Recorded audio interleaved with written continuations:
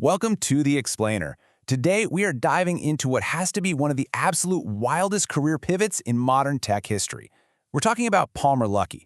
We're going to trace how a teenager just tinkering away in his garage went from completely revolutionizing video games to literally redefining global defense and the modern military. I mean, just look at the sheer contrast here. On one side, it's 2014. Palmer is a 21-year-old virtual reality wonderkid, rocking his signature Hawaiian shirt, selling his consumer startup directly to Facebook. Fast forward a decade, it's 2024. He's now a major defense contractor, building autonomous weapons for the US military. Like, how on earth does someone make a pivot that radical? Well, to really understand this, we have to look at how his engineering brain was wired from the very beginning. Part 1. Solving hardware with software. So, as a teenager, Luckey was totally obsessed with virtual reality, which at the time was widely considered a massive dead end. It was clunky, incredibly expensive, and frankly, it just made people dizzy. He'd buy these old VR headsets on eBay, tear them apart, and he eventually realized something brilliant.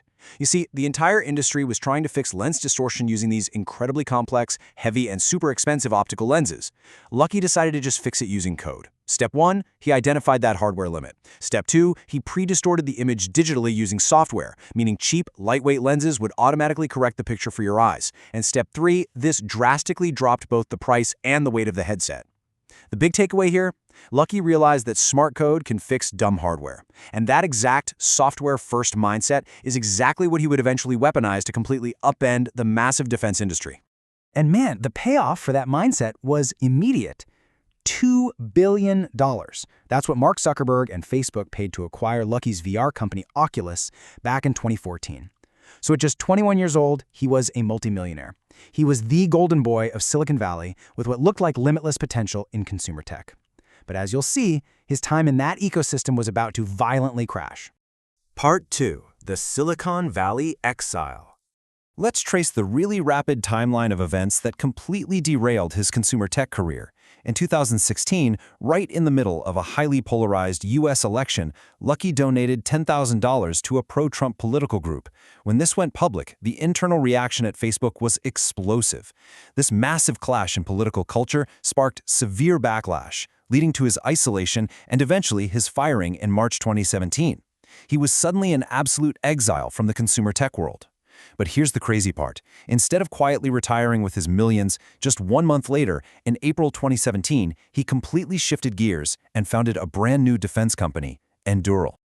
Part 3. The Software-First Defense Model. So what sparked this? Well, Luckey and his investors at Founders Fund identified a massive, looming strategic vulnerability. Think about it. Back in the 1950s and 60s, Silicon Valley and the Pentagon worked hand in hand to invent things like satellites and the early internet. But by the 2010s, top American engineers were building photo-sharing apps. They were completely focused on social media and essentially abandoning national security. Meanwhile, China was rapidly accelerating its investments in AI, drone tech, and autonomous surveillance.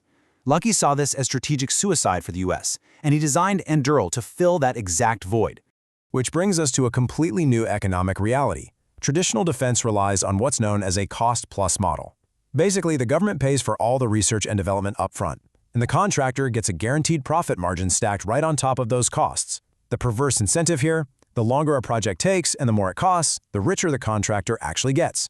This is exactly why legacy military projects take decades to finish. Well, Anduril completely flipped this on its head. They self-fund their own R&D, they take on the financial risk themselves, just like a true software startup in the Valley. Then, they sell the final, working product to the government at a fixed price. If the technology actually works, they profit.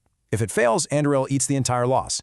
It literally injects purest startup agility into a very slow legacy industry. Part 4. Lattice and the Tactical Brain. Early on, Anduril deployed these autonomous surveillance towers down to the US-Mexico border. But here's the catch. Collecting millions of data points from cameras and sensors is completely useless if a human operator can't process all that information in time to actually act on it. Enter Lattice. Now, Lattice isn't a physical weapon, and it's not a drone. It's the brain behind the scenes.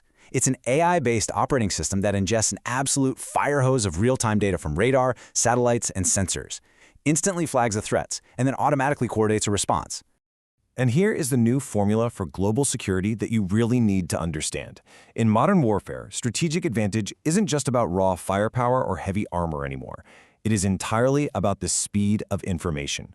For the soldiers actually on the ground, the true tactical edge belongs to the side that can collect data, process it, and make a decision the absolute fastest.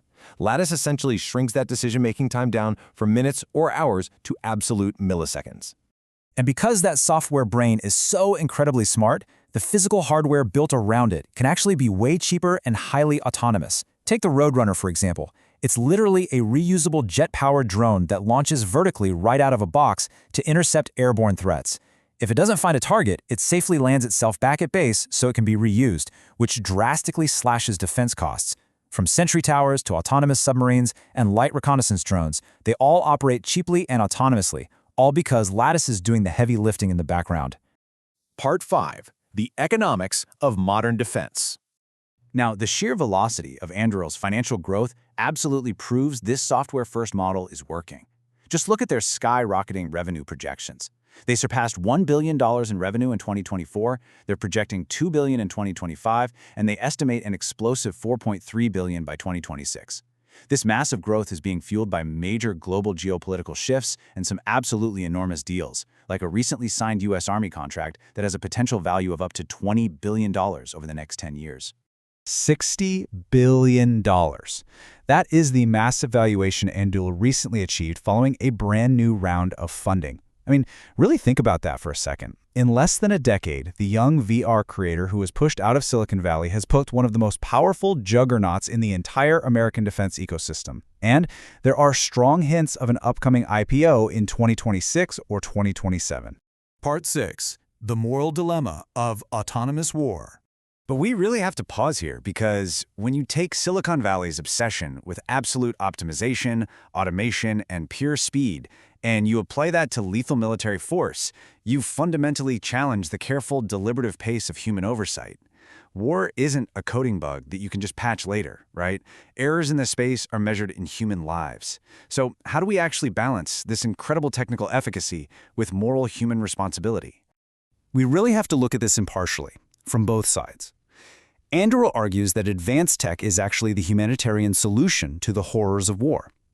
Their view is that more precise, AI-driven systems remove human panic and fatigue from the battlefield. To them, giving soldiers perfectly accurate information inherently leads to fewer civilian casualties, stronger deterrence, and ultimately a more peaceful world. For them, speed and accuracy save lives. Conversely, critics look at that exact same technology and see a completely terrifying risk. They argue that by constantly optimizing for speed and handing over target identification to artificial intelligence, we risk a fatal drift. The deep fear here is that removing humans from the loop, even partially, could steadily lead to a slow erosion and ultimately a total loss of human control over lethal military force. Which leaves us with this final, incredibly pivotal question. When an autonomous system inevitably makes a fatal error, who is ultimately responsible? Is it the software engineer sitting at a desk in California? Is it the commander on the ground? Or is it the AI itself? As the line between agile software and modern warfare continues to blur, this is the reality we must all grapple with. Thanks so much for joining me for this explainer. Keep questioning how the technology of tomorrow is being built today.